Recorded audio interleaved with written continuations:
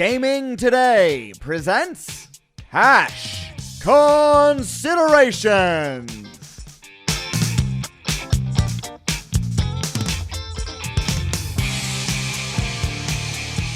Welcome to the Cash Considerations podcast. Today is January 1st, 2021. We made it, fellas. I am Dave Sherapin at SportsBK on Twitter. And tonight, we had a guest last week, and it was so good that we just said what the kids say. We had to run it back. And we brought him back, and we're just going to do our thing. So for those of you waiting for an interview tonight, we're not doing an interview. We're just doing football, and some more football. All right?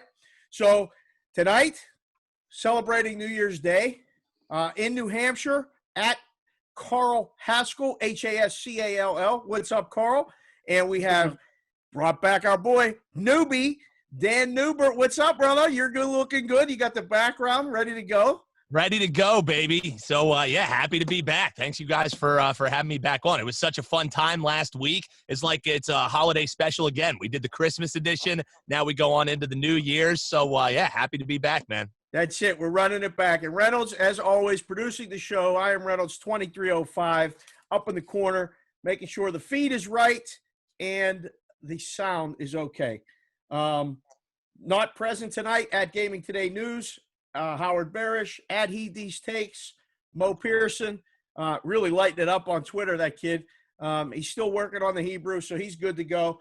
And at %Berg is doing his thing as well, coming up with lines for the national championship right now as we speak, which that's what we're going to get to. We're going to do national championship first reaction to the playoff games that we saw just now ending. And then we're going to get into NFL Week 17, and what a mess that is, man. We're going to just do laying or taking. We're not breaking that. We usually do a run and shoot 7. We couldn't pick 7. We're going to pick every game and see how it falls. We're just going to do that. Then we'll get into some Super Bowl discussion. I want to pick ideas, what you're thinking as far as AFC matchup, NFC matchup, and maybe a Super Bowl winner. And if you have a dark horse or two in there, maybe we'll think about that. We don't have to worry about it being the Patriots. They have been eliminated. We just remind everyone of that. When did that happen? It's January and the Patriots are out of it. So about 10 weeks ago that happened. Yeah. I want a best bet from 2020 so we can look back at that. And then we may have a little surprise movie breakdown, which we're going to, we've been talking about on Twitter back and forth, and we got some fellas that maybe know a little bit of something about some movies that we're going to get to. And then we'll take a minute and we'll get out of here. So without further ado, let's get to this college football stuff, fellas. I don't know. For the listeners that are going to get this tonight, late, or early Saturday morning, they're going to go, wait a second. Clemson was favored by 7. They lost 49-28. Ohio State, who didn't deserve to be there, only played 6 games. Fields didn't look good against Northwestern. They just hung almost a 50 burger on the Clemson Tigers. They get Alabama, who took care of business against Notre Dame, but didn't cover the spread. The lines makers got it right, man. It was you had to get to 19 to get some interest in maybe Notre Dame, and even then, the first half covered, which it always does. Dan, I'll go to you first, because you're not a big college football guy, but, I mean, you're home, you got the games on. What did you take away from the games tonight? And your first thought going forward? We have the line. The line is up at DraftKings right now in New Hampshire where Carl's at. It's probably going to be up tonight where you're at in Pennsylvania. I know it'll be up here shortly in Vegas. Alabama -7 is the number. So take away from tonight. Looking forward to the game. What do you got? Yeah, well, I guess we'll start with tonight. And really, was it any surprise that Alabama did to Notre Dame what a lot of people expected? And I still can't believe that Notre Dame continues to get New Year's 6 and playoff love, because they just get rolled. They put up a graphic that was just showing the straight L's down the column for Notre Dame, which, I always try rooting for the Fighting Irish. Grandfather went there, but it's tough because when push comes to shove, when they're playing an SEC-level opponent, they just aren't on that same plane. And you saw it again. I mean, sure, congratulations on the backdoor cover. With 20 points, you would hope in a playoff game you would be able to cover that number. So that at least they were able to do that with that backdoor swinging wide open. So really not much to be gleaned from that game other than whoever gets Devonta Smith is going to be a happy team because, wow, I mean, what a special player. He's got hands. He can move in the open field. So the talent that was on display for Alabama was a big takeaway for that. With this game that just finished a little bit ago before we're starting with the Clemson and Ohio State, I was surprised. I thought Clemson was going to be coming out there flying around. However, I think the thing that was clear from the get-go, Ohio State used that motivation of what happened to them last year. You think? Where they couldn't do anything right. And what worries me a little bit is when you have all that motivation, when that's the game you're talking about all year long, that could have been their national championship game, and you may be having to think about a bit of a letdown spot. Now, they will have some weeks to get their feet back under them and everything. But initial thoughts, 7 on that line. I would probably make it around 7.5, so maybe not enough value for me to jump off the deep end with it, but I think that line's a little bit short on opening night here. So Westgate just popped it up. Thank you, Reynolds. Westgate has -7. They have the total at 76.5. This is not your daddies, your pappies, your papaps, college football anymore. It's 76.5 with Alabama and Ohio State. Absolutely crazy number, but I think I would say over. I mean, like, seriously, who's stopping who in this game? It's going to be a shootout. Carl, did you watch the game? Did you take anything away from it? And what are you thinking going forward? Yeah, I checked in on and off. I checked the scores, obviously, constantly. But in between meals and stuff like that, I was checking on what was going on. First of all, like Dan just said, I don't know how Notre Dame was there even to begin with today. I don't know that they really are a top 4 team. I don't know if it's because of the following they have or TV contracts that they always manage to somehow find their way into these big games. But I don't think we got anything other than what we expected out of that game. We thought Alabama was going to win. Thought they might have won a little bit bigger. I had them covering. Obviously, they didn't. But so I don't know that there were really any surprises coming out of that game. The surprise for me is Ohio State. I thought they'd put up some numbers. I didn't think that they would put up as many as they did. I mean, hanging 49 points. It's a lot of points, which, like you just said, Dave, makes you start looking at the over for next week. That's a lot of points from Ohio State. And, can they put up 30 next week and be competitive, or 35 and be looking at a, 45-35 type of game? Yep. Could very well happen. Yep. I'll tell you what, I took away from nothing from Bama other than they have the best athletes and they're just better than most of the teams. They step on the field better already by 10 points, pretty much everyone they play, except maybe Clemson or Ohio State. My takeaway from Ohio State was they can run the ball, and they make no bones about it. And as soon as you start to come up, look at Fields throwing it over the top deep a couple times and beating safeties, dropping dimes right in there. They're a threat to win the game. This is no shoo-in to me. Like, my initial thought is like, listen, Ohio State's live. So I'll probably have to wait and see what Papap thinks. Hopefully he'll come over again because my man, he's 71 years old. He don't bet. He don't look at nothing. He just asked me what the line is, and then he goes, well, what are you talking about? How can they be? How can Ohio State be a dog? 7 points? That's wrong. And he said it before the game. So, that's maybe the initial thought that people are going to take away from this. So maybe Bama will be a play by kickoff. This number may come down, which I think it will. So very interesting. We got time to play it out, see where it goes. Let's just move on to the NFL now, and go from there. But very interesting stuff for the national championship. The other bowl games, listen, I don't know if anybody's watching, but maybe the Big Ten's okay. Like, maybe the Big Ten's okay. Northwestern destroyed Auburn. I don't know. There's some things happening there. So don't discount the Big Ten right away, but watch what this line does. We say it all the time. The numbers tell a story. The story will be written before kickoff next week when this game's played. All right, NFL Week 17, fellas. Oh, before I move on, my guy Mountain Bike McGuigan called the Notre Dame cover. He insisted. This kid, I went to college with him, and he just had to know that Notre Dame was going to cover. So I had to I didn't want to omit him from the list here. Mountain Bike, good job, McGuigan. Better luck next year. Basketball season for you, sir. All right, NFL Week 17. Listen, fellas, we initially traded some texts and tried to come up with a rundown, talk about games. Like what 7 are we going to talk about? Like, I can't find 3. I can't find 3 that I want to say I want to play or really feel like I have an edge. So we just said, screw it. We're doing all the games. There's 16 games, and we're going to do laying or taking. We're going to have a little fun with it. You don't got to go deep, but you got to give a pick. Now, according to my records, last week, laying or taking, newbie who knows nothing about college football goes 4-2.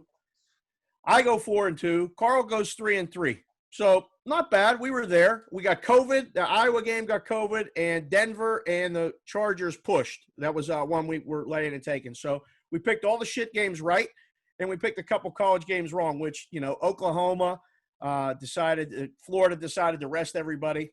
Can't do anything about that. This betting bowl games has been treacherous until game day, and then all you have to do is follow the move. Stevie Wonder could go, what was the line before? Oh, that's the line now? Oh, pick that side. There you go. The only one that got you was Army. Army got West Virginia. That was the only one the move hasn't come in. So here we go. Laying or taking. I'm starting with the games that have 0 playoff implications. Those are the hard ones to come up with first. So we'll alternate the order. I will kick it off. Jacksonville, Colts. 14 is the spread. Oh, this one actually does have some playoff implications. So, all right, we'll start it with this one anyway. I'm going to lay it. I think Jacksonville has mailed it in. They proved that a couple weeks ago, and I think that the Colts cover. So I'm laying. Carl, laying or taking?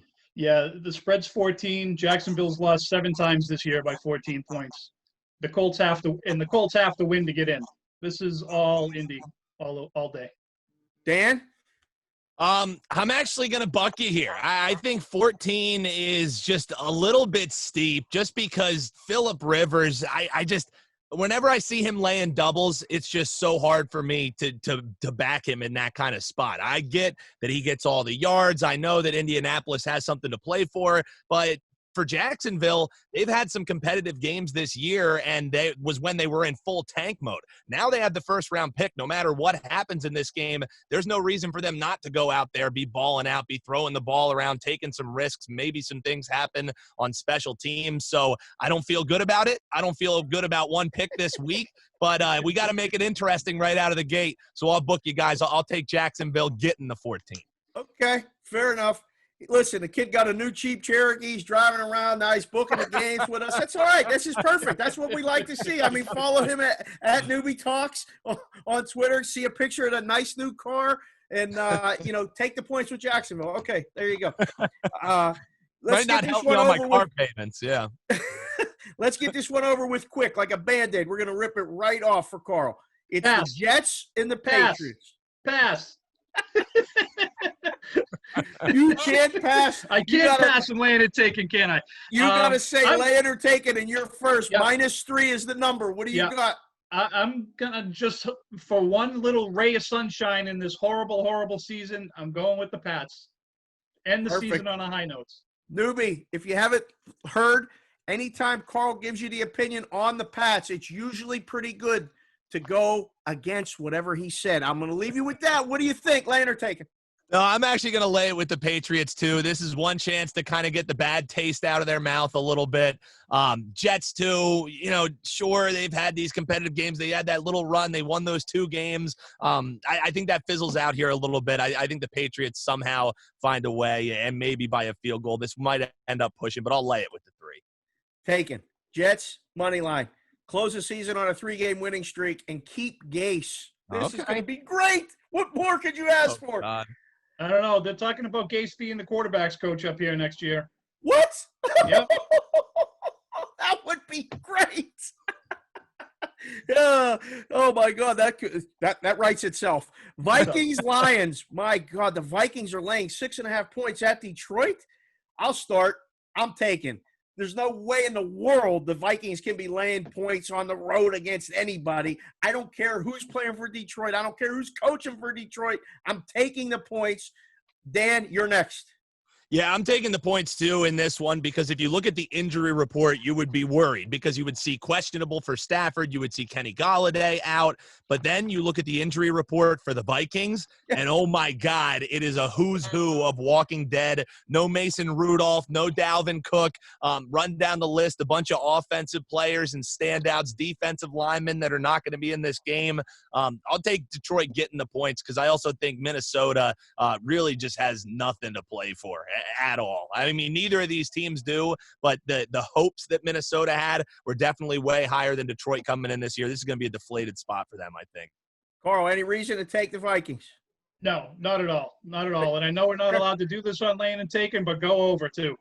Okay, no, that's fine. We're off the script, so you can play. If you have an overplay, fire it in there. Falcons and Buccaneers, another 6.5 point spread. The Buccaneers are laying 6.5. The total's 50.5. The Bucs are 10-5 and can't really. They need to win and have the Saints lose. I don't think they can get the division. They're locked into that spot. They're going to the NFC East champion next week, laying a big number, boys. They're only laying 6.5 here against Atlanta. Carl, you're first. Oh yeah. So the Patriots. Sorry, geez, I still can't break the habit. You just want Tom Brady, that's why. I know the Bucs are going to be the first 5 seed to have a bye in the second round, in the first round, because they're going to win this game. They're going to lock up the number 5. They're going to play probably Washington, hopefully Washington next week. It's a bye. They're going to get a free pass to go into the second round. So I like Tampa Bay here, and I'm going to just tell you, whoever they're playing next week, I like them next week too. I'll go second.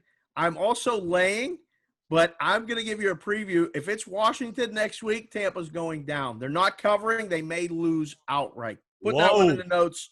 That one, we'll save that one. We'll cue that one up next week. Dan, Atlanta at Tampa Bay. Tampa Bay minus 6.5 to finish the season. Laying or taking? Yeah, I'm going to lay as well for that exact reason you guys kind of laid out there. Buccaneers are finally catching their stride here a little bit. Falcons had a lead against the Buccaneers the last time they played. Buccaneers did what Tom Brady now haunts the dreams of everybody in the Atlanta area and continues to do so. I think this will kind of be a game that plays itself out similarly. I think the Falcons will score some points. This is a game you could look at the over as well, but I would be laying with the Bucs here. There you go. All right. Chargers Chiefs. I'll go first. It's Chargers minus 3.5. I don't care. This is one where this is supposed to be a take, but this is the game that the Chargers are going to win to finish the season 7-9. Possibly talk about keeping Anthony Lynn. Herbert's the future. Blah blah blah blah blah blah blah blah. You're supposed to take the points with Chiefs. I'm not doing it. I'm not falling for it. I'm going to lay 3.5. with the Chargers in Kansas City. I can't believe it. Newbie, you're next. I think that this game, too, I mean, obviously the reason that they're laying is no one's even going to be playing for the Chiefs. I'm going to go with the Chiefs, though, laying the points because – Taken. Yeah. Sorry about that. Taken. Yeah, getting the 3.5 points. I'm so used to, when they're playing the Chargers, it's hurting my brain thinking that the Chiefs are getting points. Right. Even with their B squad, I know that somehow Anthony Lynn will be able to botch the end of this game and open up a backdoor cover. And also pride of Wilson High School right down the street from me here in Pennsylvania, Chad Henne is going to be quarterbacking. Yes! So I always got to roll with the hometown boy. Give me the Chiefs getting the 3.5. Carl, later taken. I can't believe I have to say this, but this is Anthony Lynn's going to have a job next season because of this. I don't think they're going to get rid of him. They've got a quarterback they can build around. I think the Chargers are live this week. I got to go with it. As much as it pains me to say, you got to go with the Chargers this week. It hurts. It definitely hurts. Yeah. Let's go Raiders and Broncos. Raiders minus 2.5 at Denver. Neither team. They're 7-8. Denver's 5-10. everybody just wants to go home. Like, this is just one of those, like, we just want to go home. So just give me Denver plus the points. It's simple. I can't lay points with the Raiders on the road. Carl, you're next. Yeah, same. I'll go with Denver. And, I said over on the earlier game. What was that? Minnesota-Detroit? Yep. I'm going to go over here, too. These guys don't want to get hurt in the last game of the year. They don't want to tackle anybody. I tweeted this out earlier in the week. The last 2 seasons in Week 17, when you have 2 teams that have both been eliminated, they've gone over 6 out of 7 times. Oh. The one time the game didn't go over was when Aaron Rodgers got hurt against Detroit, and Detroit won 31-0. Rodgers plays that game, they go over, you're 7 for 7. I like over in this game. There you go. How about that, Dan? What do you got, laying or taking? That's why you follow at Carl Hascall on Twitter. That's There is nuggets like that, baby. It's crazy. I thought initially it was the pork and sauerkraut, but no, it's the more we talk about these games, the more upset my stomach is getting. Jeez, this is a horrible spread this weekend.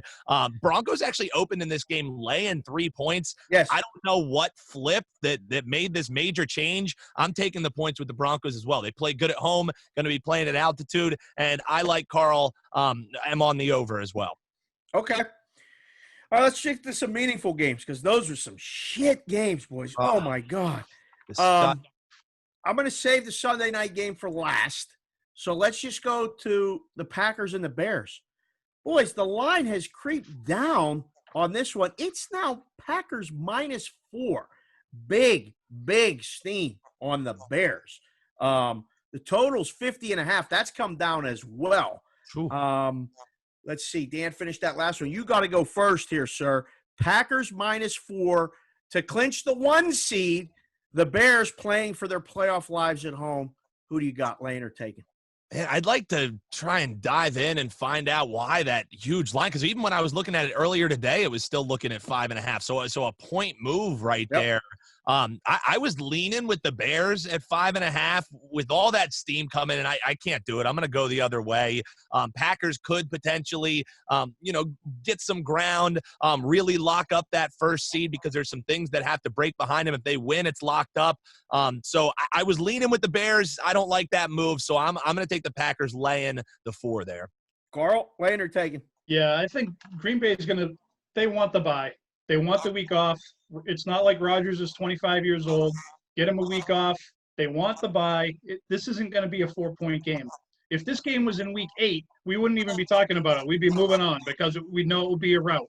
But because it's week 17, we're talking about it. This is going to be at least a 10-point game. Green Bay all the way. Yeah, I think Green Bay found their running game last couple of weeks with the Dillon guy from BC, actually. Yep. Power back. Running the ball can close games and keep the other team off the field. If the Bears get down a couple scores in this one, they ain't coming back. This could be blowout central. I'm laying it with the Packers. Cowboys, Giants, the first leg of the NFC East parlay. The Cowboys, the move has come, fellas. It has come. It is now Dallas -1.5. It was 3 a few hours ago. That tells me somebody thinks the Giants are the play. I also think the Giants are the play. I'm taking the 1.5. Dallas screws this up and forces the Redskins, the Washington football team, to win the game. Otherwise, the Giants are the NFC champs. They win the game outright. I'm taking the 1.5 with the Giants. Carl, you're shaking your head. Disagree. Well, it's not that I disagree with your logic. I'm shaking my head at the fact that there's a possibility that the Giants could win the division. It's disgusting to me. It really is disgusting to me. What I would say about this game specifically, though, is the Giants have lost the last 3 games by a total of 47 points. Oh, I know they've got quarterback issues during that time. Dallas has won the last 3 games in a row. They have. Yep, they have. Their turnover differential the last 3 weeks is +9. Woo! They're as bad as they are. They're hot going into this game. I like Dallas. Okay, Newbie, what do you think? This is I'm coming off that Eagles whooping. The Cowboys or Giants, laying or taking? Yeah, and when Carl's saying that he's disgusted, at the Giants' chance of winning, no one. You heard my take a minute last week, so I don't need to go on anymore about my thought on who's ever going to win this NFC. I'm also taking Dallas though, laying, just because, as he said, they're hot. They looked really good last week. Now, when they do, or if they do get into the playoffs, depending on what happens in that Eagles game, I'll be fading them for sure, because Dalton in the playoffs, Mike McCarthy in the playoffs, there's plenty of things to look at that you're not going to be wanting to play on them. But in this situation, I think there's enough there that there's some value on Dallas, especially with that line move. And from you guys can probably see from the plays that I pick, I always like fading those big-time line moves. I know a lot of people say, oh, it's sharp money, it's late money. I like going against it. There you go. All right. Well, here's one for you to go against or go with. This Browns -9. The total's 42 or 42.5 against the Steelers, who basically said, Ben, stay home. Everyone else stay home. We don't need this game. We don't need this aggravation. We don't need nobody getting hurt. Myles Garrett, Mason Rudolph, all the stories, all coming back. Even Grandma's pissed off Sunday. She wants a piece of Myles Garrett's ass. Like she's had enough of him. So 9 points? 9. I'll go last. Carl, you go first. Laying, taken, Cleveland -9. I can't believe I'm going to say this, but I might like Pittsburgh money line on this game. I've been down on Cleveland every single week. I look at who they beat by – they haven't beat anybody. They really haven't. They haven't beat anybody all year. The best team they beat is probably Washington 12 weeks ago. Yep. I like Pittsburgh with the points for sure. And I might even tease them down to 3, 2.5. Okay. Cleveland's 10-5, but 6-9 against the number, newbie. Are you laying or taking with this Cleveland Brown team?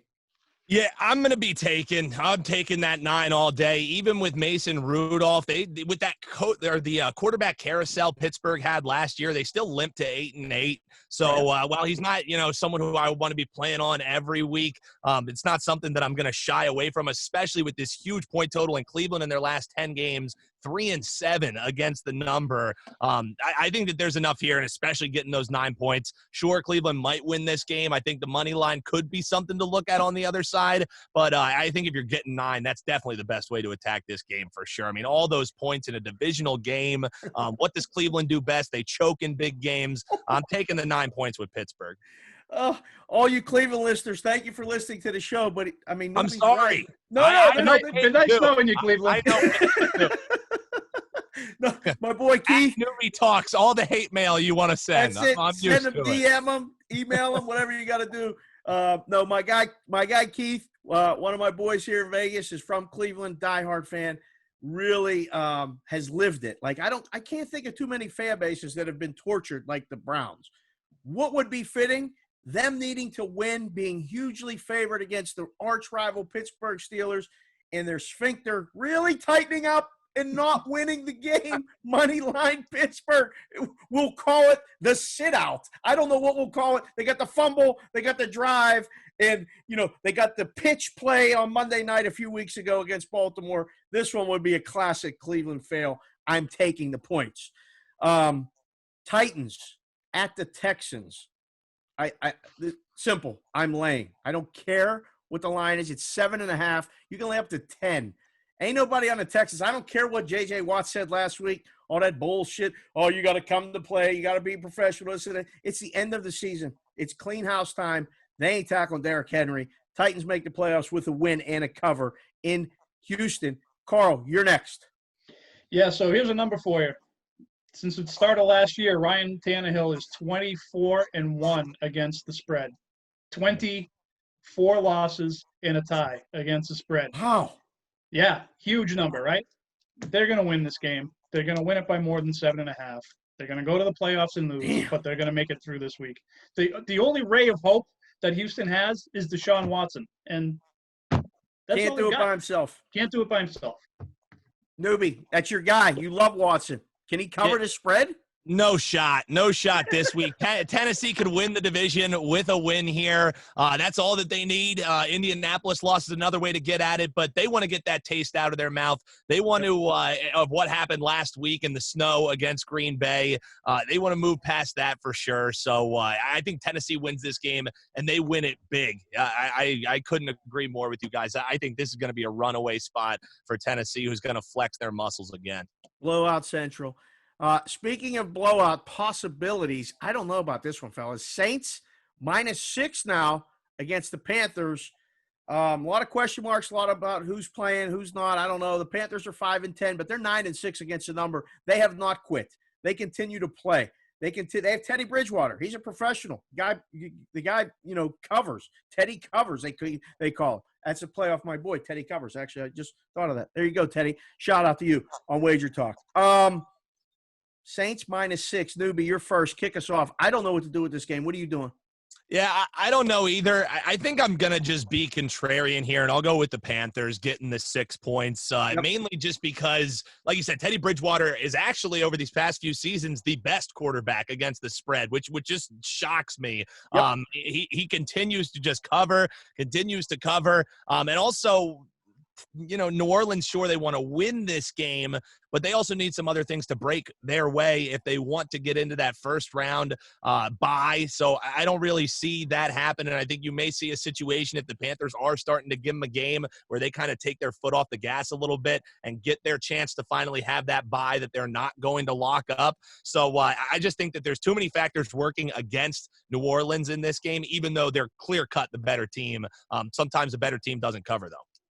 Yeah, I'll jump in here, let you go last, Carl. I think I'm also going to take, and I just don't know why. I just feel like it's going to be a close game. Like, I don't think Carolina's just going to let the Saints walk all over them. So I'll take as well.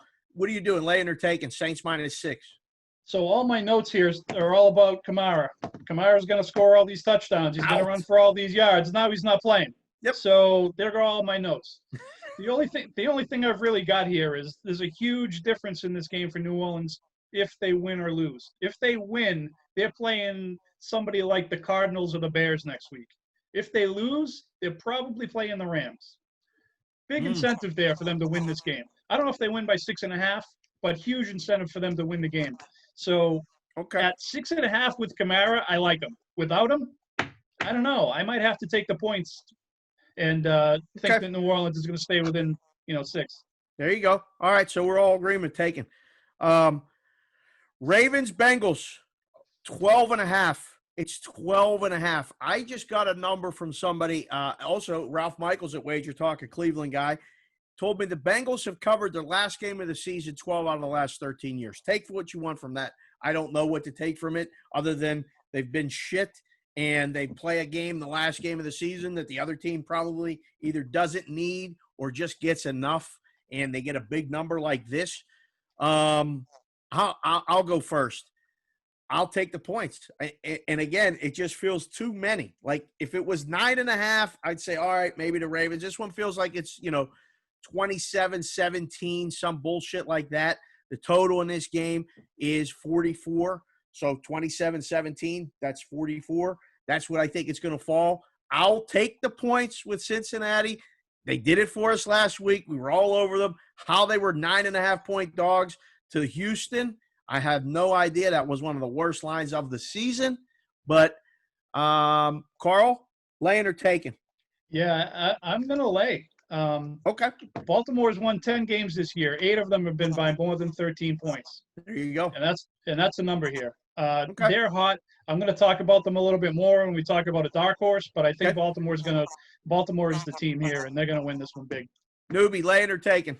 You could argue that Baltimore is the hottest team in football right now. Seems like they're figuring out that run game. Lamar Jackson is looking MVP-like yet again. So I'm going to be laying the 12.5 in this one too.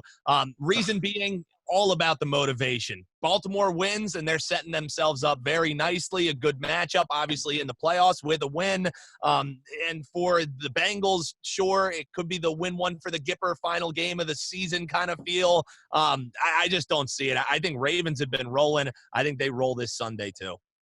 Speaking of rolling, Seattle, -6.5 Total's 46 in a game against the Niners, but it's going to be played in Arizona. The Niners coming off a win on the road, but at home in Arizona last week, forcing the Cardinals into a must-win situation and almost knocked they did knock Murray out of the game briefly. Newbie, kick us off. 6.5, laying or taking Seattle, San Francisco. I'm laying with Seattle. Seattle's another team who I started on the season very bullish, turned to bearish once they kind of started getting exposed, and I'm back in the bullish. Crazy thing is they were one of the historically worst teams in the NFL the first 10 weeks of the season, 32nd ranked defense.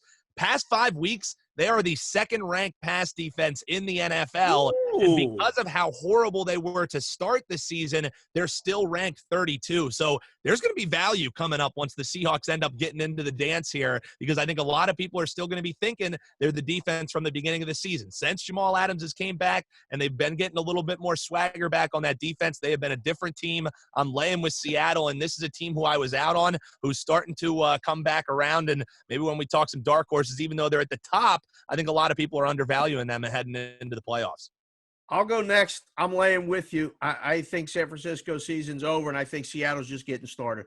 Carl, laying or taking? Yeah, laying too. The only, heading into the playoffs, the only thing we talked about, I should say, at the beginning of the season, remember, everyone was all about let Russ cook, and they let him cook, and that was all the talk for the first 5 weeks. You haven't heard that for the last 2 months. Nope. Right? He's just doing his thing, going out winning games. I think they're gonna cover here. San Francisco's bad. Seattle beats up on bad teams. Yep. This is laying for me easy. All right, there's 2 games left. One of them is the Cardinals, -3 at the Rams. Goff is out. Goff got us last week. He hurt his thumb, bounced it off the helmet, couldn't throw. Apparently must have been a little bit hurt before that because he didn't look good. We just got late information from our boy Sammy P. The bartender play of the week is simple. It's Arizona. He's on at Chicken Dinner, at SP Shoot on Twitter, a must follow, a good friend of the show. Going to Nesson. He's going to be up in your neck of the woods there, Carl. Yep. The bartender is money mush. I mean, like, my man is, I think, 10-19 on the year, and he just played the Arizona Cardinals. I ain't stepping in front of that train. I like the Rams before. They're winning this game. I don't care who's playing quarterback. I don't even know who the dude is, but I'm taking the points. Money line. Give me that defense, Rams. Carl, you're next. Yeah, same. All I know about the quarterback is that McVay said he's got a little bit of Doug Flutie in him. Ooh. And I don't know how the hell Sean McVay even remembers Doug Flutie, because he was probably like 4 years old the last time Flutie played. But, 3.5 points, I think that's easy with that defense. This could very easily be a 3-0 game. Oh. But I could definitely see the Rams with the points here. The total is 40, actually. That's really low. You're right. This could be an underplay for sure. Yep. But we're using 3 for the laying or taking segment. You laying or taking 3 with the Arizona Cardinals, Dan?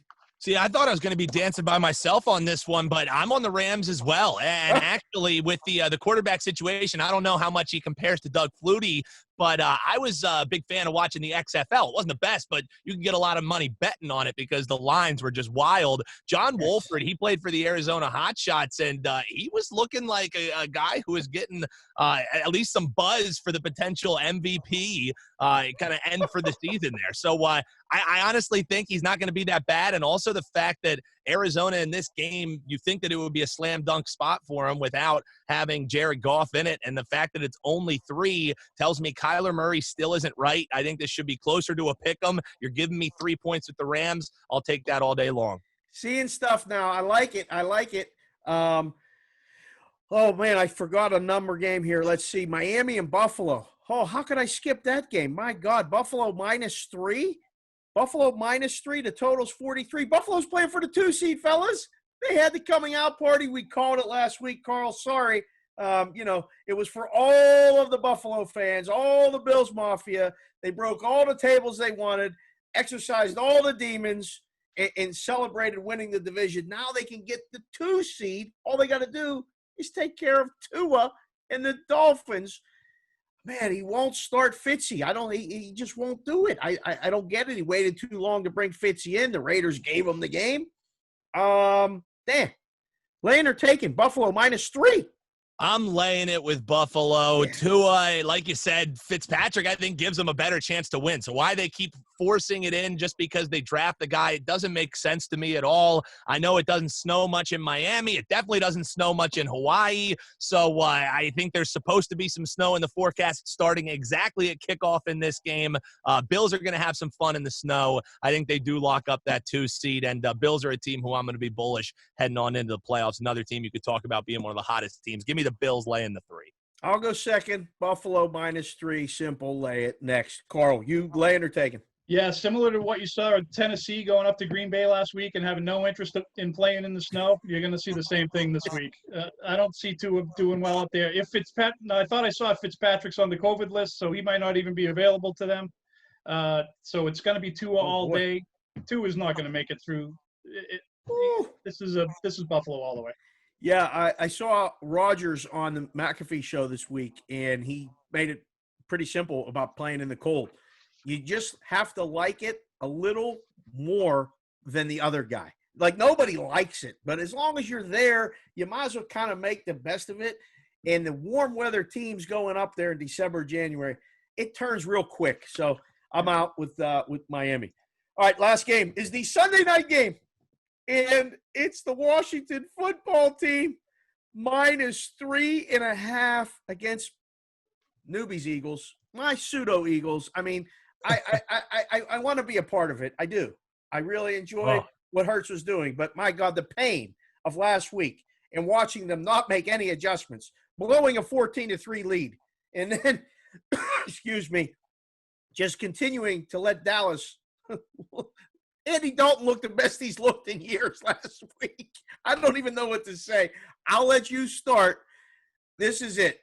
Washington -3.5, laying or taking. Now, this is the game that, because the Eagles have nothing to gain, because there's no reason they should win it, they're probably somehow going to come out and win this game, but I can't bet on that happening. I mean, I know with my heart that's what the Eagles are going to do, but I'm going to lay the 3.5 here with Washington. I would have liked it way more before the Eagles injury report came out. You could have got him around 2. You could have got him earlier in the week at 1.5. No Derek Barnett this game. No Sean Bradley. You know, since we're starting to get short on time, I won't even run down the names. Everybody is injured in this game. Washington has something to play for. Eagles don't. Lay the points. Carl, laying or taking? Laying. All right, make it unanimous. Laying. Washington hosts Tampa next week if they win. Tampa, I'll start. I'll give you the number. Tampa -7.5. On the road. On the road in Washington, -7.5. Too many? Too little? What do you think, Noob? Oh, that's too many. I think the fact is, against the Buccaneers, what do you need? You need to have a pass rush, and that is the strongest part of Washington's teams. Chase Young is going to wreak havoc on this league for years and years to come. That is way too many points, in my opinion. I would be taking that all day. What do you make the number then? Well, I think the number you have is right. I think that's what's going to come out. If I was making it, I would honestly make that closer to 3.5 maybe. I think it's going to be that close of a game, and Washington has the defense to keep it a game. I like Washington in the game. I just think that you got to put the number at least at a touchdown to get some bets on Washington. That's what I'm saying. That's where I would find the value. Like, I would make the number that nobody's going to be betting on that kind of line. As you said, that's what's going to get the movement is 7.5 for sure. You know, you don't make numbers for a living, but you work with numbers for a living. Yep. Think it out. What is your first number impression? Washington home against Tampa. My first number is 12. Tom effing Brady. That's my number. That's it. Really simple. It's simple. It's more than 7.5. I want to mention and be sure to sign up for the weekly Gaming Today newsletter, which highlights the latest stories from the sports betting and casino industry world. All you have to do is put your email address in the box on the GamingToday.com homepage. All right. So we were going to mention some AFC matchup possibilities and some NFC matchup possibilities, and then maybe a Super Bowl pick, which will alter, as we go. But first thoughts before the playoffs brackets are set. I'll kick it off with the AFC first. I think it's Kansas City, and I think it's Buffalo. And I don't think it's close after that. I think they are the two best teams. I think they have proved they're the two best teams. Kansas City has looked disinterested recently, not covering the spread, but setting everything up for having to go to Kansas City and win a game. The only team I think right now that can do it is Buffalo. The other team, my dark horse, is what you guys said. It's the Ravens. It kills me to say it. I don't want to play them in the playoffs. They're the team that nobody wants to see right now. And I know the way things are going to shake out, they're going to get Pittsburgh in the first round. They're going to go to Pittsburgh, and they're going to win because the Steelers swept them in the regular season. I'm dreading it. I don't even want to see it happen. I hope somehow we get Cleveland, or maybe Miami would be great. Come to Pittsburgh in January. That's the one I want. But no, I know what's going to happen. That's where I'm looking. Carl, you're an AFC guy. You're first. What do you think? Yeah, so I think, when I look at this conference, I say, who's going to take out Kansas City, right? That's what it comes down to. All these other teams, it's just noise. But can one team pick them up? I think Baltimore, with a big game, big running game, like they've put up this year, they could run over Kansas City enough to win by a point. We're not talking about covering here. We're talking about winning the game. Mm-hmm. I think they could run a lot on Kansas City. Kansas City's a decent running defense, but they're not great. And with the way that Baltimore's been running the ball, I could see them pulling it off. It's going to come down to those two teams for me in the AFC. You're not worried about Lamar at all? No, he's been amazing for the last since he came back from his little COVID issue. He's been lights out. He's been Lamar from last year. Yep, he has. Newbie, what do you think? AFC picture, what are you looking at? I think you guys nailed it. I don't really have much to add. Kansas City, they're one for a reason. They're 14-1, but they sleptwalk to that 14-1. Do they wake up come playoff time? I think we all expect them to, but we can't guarantee that will happen with how sleepwalking they've gone through the season. Buffalo, so fun, so easy to root for. I know probably not as easy to root for our buddy Carl, since he plays against them twice a year. But they're the two teams, and then Baltimore. And the only reason that I can't go all in with Baltimore is exactly what you said. Lamar Jackson. Yes, he's looking great. He's looking like the MVP. He's also 0-2 in the playoffs. Both of those games were home games against teams who really weren't making that much noise. Sure, we know what Tennessee is now. We didn't know it until that little run started. Those are my three teams out of the AFC. I don't think really anybody else has much of a shot. If the Colts get in, okay, maybe it'll make it interesting, but same thing. Phillip Rivers come playoff time, I'm not going to be bullish on him one iota. So I think those are the three teams. It's crazy. We all just kind of dismissed both Tennessee and Indianapolis. The AFC South is just kind of there. Like, they're going to get a home game. Okay. Are they going to win maybe one? Okay. But we know we all immediately kind of discarded it. So, well, you saw in that Green Bay game, if the run isn't putting up points, Tennessee's going to struggle. I know that Tannehill is great. He can get the ball around. I really like a lot of their receivers, but if Derrick Henry isn't rolling, they're not the same team. I can't bet on that come playoff time. Right. And they're going to have to go play in the cold again, probably in Buffalo or in Pittsburgh. And I don't see them coming out of that game with a win. Yeah. It's going to be very interesting. When we get the matchups, we'll have a better feel for it, but we're all kind of on the same page. All right, let's go to NFC.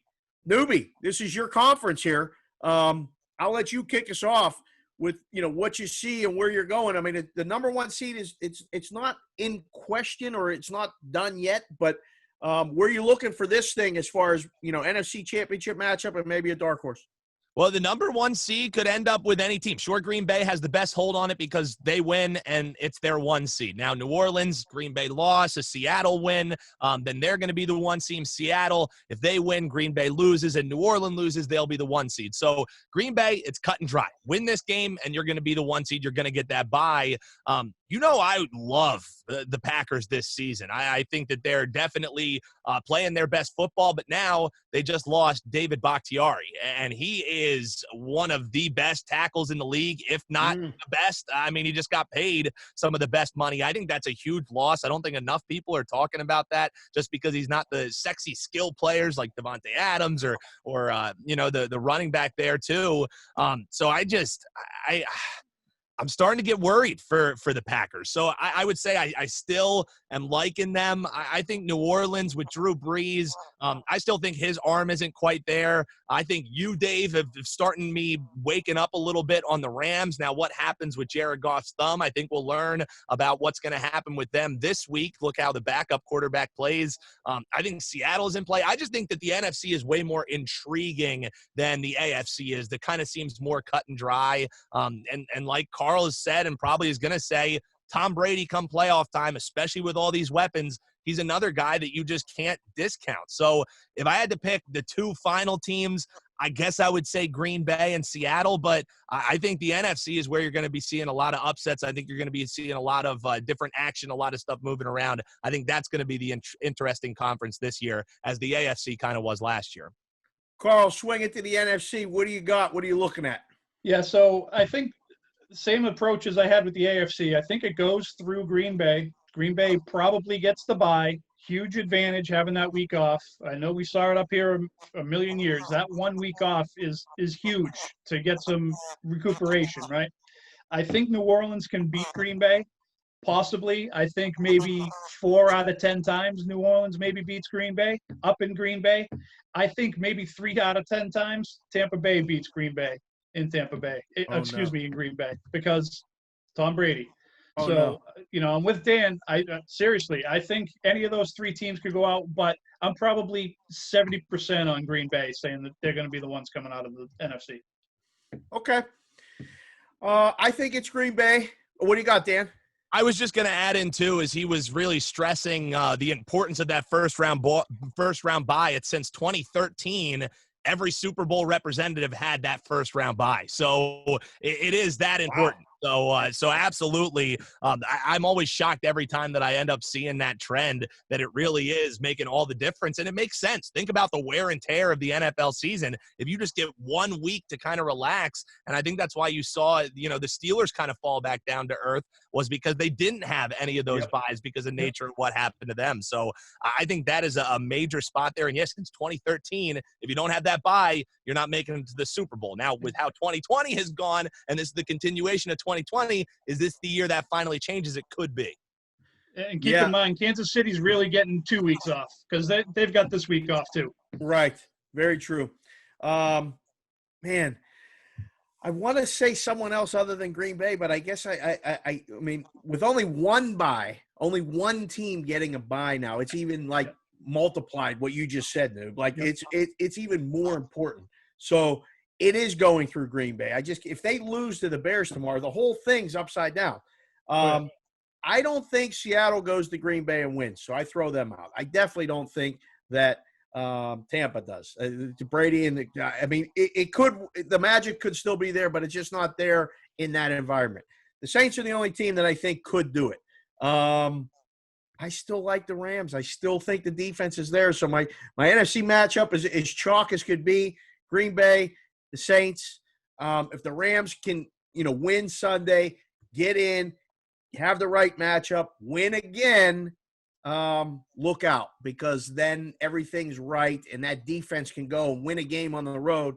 They can win it ugly too. Whatever the total is going to be, like 40, bet it under, bet the Rams, ride them all the way. All right, fellas, we're running a little bit long, so we're going to have to scrap. I think our discussion about the movies. We'll get to that at a different time. I want to get your best bets of 2020. Let's look back. These reflection shows are fantastic that you see like on ESPN or on Fox, or there's some great stories out there that happened in 2020. As bad as it was for everybody, everybody kind of had one thing maybe, or just a good story, whether you had a good bet, a good story. I'll go first. My best bet of 2020 was the Tampa Bay Lightning winning the Stanley Cup. I had a ticket on them 8-1. It's fun to hit an 8-1. So I just liked the way they were playing going into the playoffs. I rode them all the way through the playoffs and had that ticket before, bet them a couple times during. When you get a team in the playoffs, it's just so different in hockey. Like we're going to talk about hockey as we go, as it starts here coming up soon. But man, That was a lot of fun. So that was my best bet. And obviously my best story is the stroke story. I'm okay and I'm good. So we've done that story before. For those of you that haven't listened, go back and listen to week 2 of the NFL. It's there. It's a good story. Carl, best bet from 2020? What do you got? Yeah, so my best bet, I actually cashed in a plus 10,000 bet earlier this year. After week 4, when I listened to the Cash Considerations podcast, and Dave Sharapan said, put a comment down here for us. And I put in a comment. Yes! And I said, hey, you guys are pretty good. And here I am, 13 weeks later, on week 5 of being on the podcast. There's no better bet than that for me this year. So I'm going with that one. Cash it, baby. That's it. 2021 is going to be even better. Newbie, what do you got? Best bet 2020. I love that, man. That's a great one by Carl there. For me, I love lacrosse. I grew up playing lacrosse, so my best bet was this is not going to mean much to anybody. It was the Whip Snakes in the PLL to win the championship. They were plus 750 before the season. They are absolute beasts. Matt Rambo leads that team so well. So finally getting to bet on lacrosse and getting to cash a championship ticket the first year you were able to do it, I was over the moon with it, baby, and looking forward to the PLL growing. Love me some lacrosse, and getting to cash a championship ticket, that had to be my best bet. The Whip Snakes? What city do they play in? So they don't have cities, they just have clubs. So they kind of play in a base location, especially how this year was. So I think there's about 6 to 8 teams now. There's going to be more with the expansion, but yeah, Whip Snakes, they got these like teal jerseys with pink trim. They're really sweet, and their team is badass, man. They play probably the best lacrosse I've ever seen in my life. There you go. We're going to have to maybe get those plays. We're going to have to start that. Oh, I gotcha. Okay. All right. There we go. At Newbie Talks, lacrosse plays. I like it. At Carl Hascall, Hascall on Twitter. I am at SportsBK Consig for Sportsbook Consigliere on Twitter. Follow along the show. It's growing. We keep getting listeners from all over. We keep getting more followers. Dan, that thing we did on Wednesday was great. I got a lot of feedback from that. That's growing. On your show on WEEU, It's called Talk It Out. So we have that. I also want to mention the NADS pod. I mean, it's the Not Another Dude show. Yeah. I mean, it's all about the Nads. I really just like saying it. The Nads pod. It's so much fun. I love it. The name is way better than the show, I can assure you. Don't worry. Well, hey, sometimes that may be the case here too. Exactly. That it is what it is. All right. So before we get to the Take a Minute segment, I just wanted to mention that the Digital Gaming Today subscription is $185 for the year. With that, you get award-winning content analysis, stats, picks, casino industry news, and more. You get a Don Best feed with real-time lines and scores from 6 Vegas sportsbooks. You get links to casino deals and sportsbook app signups. You even get the Gaming Today newspaper in digital form. Just go to gamingtoday.com/register. Okay, fellas, we got to tie things up right now with a Take a Minute segment, which is the first one of the new year. So, Dan, you were the guest last week. You got to go last, so I'm going to kick it off to you first. You got the new Jeep. You got the new background. You got the Broad Street something shirt on today. I mean, I got a lot of people in Philly and Reading. My boy Franzi, said, hey, you found another guy from Reading and he got to do the show and I didn't get to do the show yet. So he's up at PointsBet in Denver. He's going to be on the show. We got a lot of things planned going forward, but let's take a minute right now for you, starting in 3, 2, 1. Take a minute for me is actually going to New Year's Eve. Last night, the girlfriend wanted to watch Dick Clark's Rockin' New Year's Eve celebration with Ryan Seacrest. I just said, yes, dear, let's watch this thing. Horrible decision. They need to take Dick Clark's name off of this show because he is rolling in his grave every single year it comes around, and this year was exceptionally horrible. Do yourself a favor if you want to feel a little bit better about how your life is going. Check out the performance that Cyndi Lauper laid out on Dick Clark's Rockin' New Year's Eve. It sounded like two cats fighting in a burlap sack. She couldn't find the note, and I love me some Cyndi Lauper, and I couldn't even get into it, folks. Dick Clark is sad. He's crying wherever he is, up in heaven, looking down at this debauchery that has become his show. My take a minute. Let this man rest in peace. Just make it Ryan Seacrest debacle on New Year's Eve. He's at Newbie Talks. Happy New Year, both to Dick Clark and Ryan Seacrest. Thanks for coming. All right, at Carl Hascall, at CarlHascall. I'm going to keep spelling it. Everyone keeps asking me, why do you keep spelling it? Well, because you don't know it yet. You gotta follow him, you got to interact with him, and you got to listen to the show. So that's what people are doing, sir. And you get 1 minute to talk to all of them, starting in 3, 2, 1. You know, being up here in New England, we've had a lot of success over the last several years, and that's all been great. But I got to say, it's getting a little bit frustrating when I see this history of what happens to guys when they come to this town and then they get shipped out unceremoniously. Carlton Fisk, Fred Lynn, Jim Rice, Dwight Evans, Wade Boggs, Roger Clemens, Nomar, John Lester, Terry Francona, Mookie Betts, and now Zdeno Chara. Just no respect. We just ship them out, move on to the next guy. I'm all about bringing in the youth movement. I'm all about having to make changes.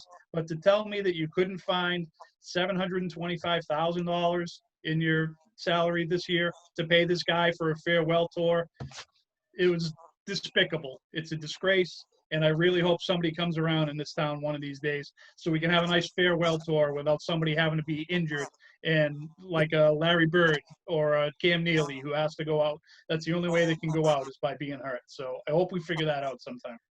At Carl Hascall right there, ladies and gentlemen. And that is Boston sports. You know what? That's sports in general, though. Like, it's crazy. Some teams just say, fuck you at the end. Like, thanks for coming, but fuck you. We're getting – we're not paying you. We'll pay you the absolute minimum. And the guy's like, listen, man, just let me stay around and do this. Nope, you're out. So Chara in a Capital uniform, that ain't going to look right. It just don't feel right to me. Like, I'm a hockey guy, and it's bullshit. I was mad about it. So I was also at a store up at the Rampart Casino, the gift shop.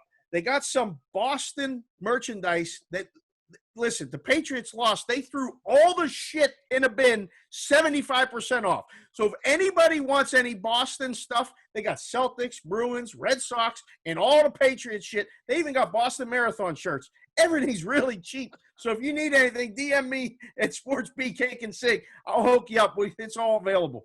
All right. So my Take a Minute segment will start right now. Listen, it's New Year's. It's a new beginning. I don't even know where to begin with what just happened in 2020. Looking back and reflecting, there's been so much bad and so much like negative and so much like, man, it was terrible and this and that. And somehow we've turned it into this where, I mean, I had a freaking stroke and I made it and I'm better. I get to meet you guys. We get to do this podcast and talk about sports and kind of reach people. And again, have somewhere to go every week where we can talk this sports and people listen to this stuff. Listen, we got 3 listens in Japan last week. So somebody told somebody, and we got 3 listens in Japan. I don't understand it. But welcome, Japan. Welcome, Atlanta, Denver, Chicago. My goodness, people are listening all over, and it's crazy. So I just want to say thank you again. Happy New Year to all. And pork and sauerkraut, man, I don't know if that's a Pennsylvania thing, but my God, I got to end this show right now because I just got the pain from the pork and sauerkraut. So that's going to do it for our New Year's show. Thank you for listening. For the boys, let's swing it around. Producing the show, as always, Reynolds. I am Reynolds, 2305. Newbie joining us on the show. We ran it back, brother. Good job. He's back. He may not be leaving, fellas. I don't know yet how we're going to work it all out. But thanks for staying up late with us. He's at Newbie Talks. Carl, co-host of the show. You still wearing that Patriots shit. You got one more week, and then it's all black and yellow. I mean, yep. Or you can wear green. You can wear Celtics stuff. It's okay. But bring on the song. Embrace the song, the Sixers song. It's fun. Listen. And then he's at Carl Hascall. Me at Sportsbook Cake and Sig. We will get to the movie talk next week. between either Rocky movies or The Fish That Saved Pittsburgh. If you haven't seen it, you got to go see it. Set Shot, Moses Guthrie, Fish That Saved Pittsburgh. We're out. Happy New Year. See you guys next week.